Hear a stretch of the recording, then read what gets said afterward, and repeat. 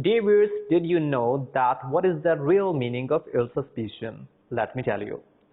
Being certain that someone is bad without any proof is referred to as ill suspicion. Let's listen to a saying of Allah Almighty in this regard. O believers, avoid much suspicions. Indeed, some suspicions become sin.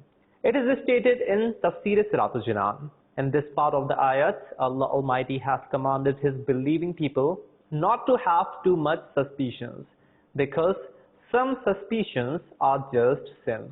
Therefore, it is the requirement of precaution to refrain from an abundance of suspicions. Let's listen to two hadiths regarding ill suspicion.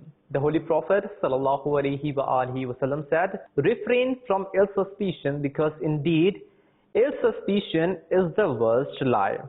And on another occasion, the Holy Prophet ﷺ said, the blood and wealth of Muslim and ill suspicion about it are haram on other Muslims. Islam has also given cures regarding refraining from ill suspicions. For example, it says that supplicate to Allah Almighty that He protects you from ill suspicions. Abandon the company of bad people and adopt the company of the devotees of the Prophet, because the company of bad people makes you have ill suspicions about good people. To keep a good opinion of all other Muslims, keep their positive traits in mind.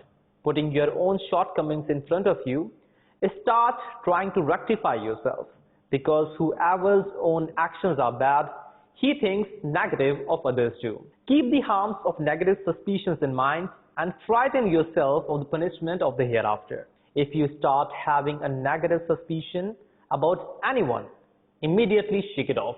Recite Astaghfirullah and start thinking about his good habits and traits. Sallu ala al-Habib sallallahu ta'ala ala Muhammad sallallahu alayhi wa alihi wa sallam.